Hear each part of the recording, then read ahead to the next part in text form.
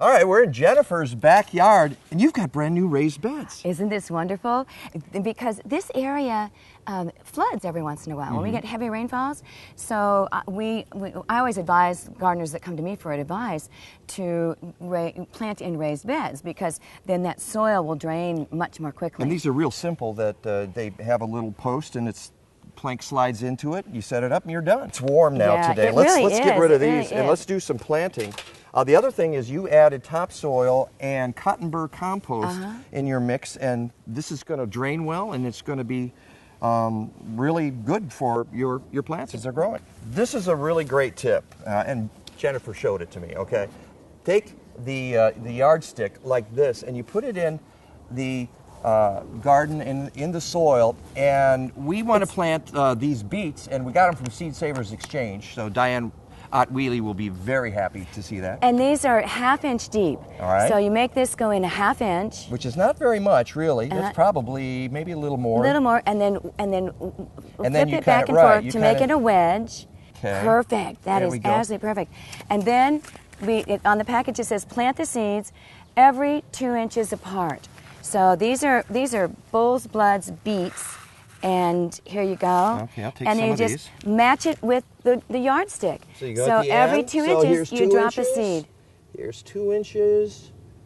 Makes it so easy, and it's right at your fingertips, and everybody has a yardstick. We're going to show you the same thing you can do with white onions. Now, how deep are those supposed to be? Now, the white onions go, and you put the bulb just to the soil line. So these are about an inch to 3/4, deep. So we'll really put the ruler down deep. Okay. Or now, because this soil is so soft, you could also just push them in. Exactly. And how deep did you say we want these to go? Just an inch, just so it goes below the soil line. Okay.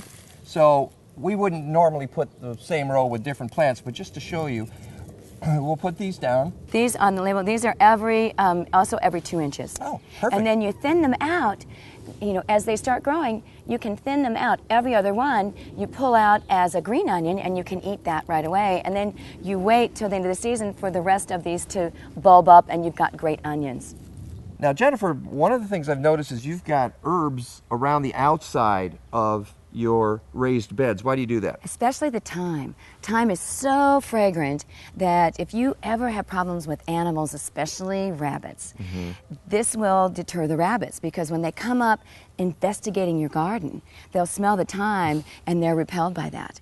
And so they'll go someplace else, and they won't make it to the broccoli. They won't make it to the beets that are here in the middle. Onions do the same thing. That's why we did the onions that way. Next to the beets, right. And of course, when you plant your tomatoes, it's always better to put the cage up first, get the tomato in there, so you're not fighting the tomato as it grows. Exactly. If you get a good quality tomato cage that you'll always have, you'll put it in the garden and it'll be there, and then you put the tomatoes inside them, and then they grow into the cage. And you've got the basil around. Basil is a great idea, because basil repels insects that would be attracted to the tomatoes. So always plant a fragrant basil around your tomato. Well, that's the whole concept of companion planting. Put plants that are either going to repel insects or help the plants that are there, or they're mutually beneficial, and it's a great way to have a vegetable garden. It really is, and the other benefit is it will attract beneficial insects that will do the pollination, and then you'll get higher crops that way.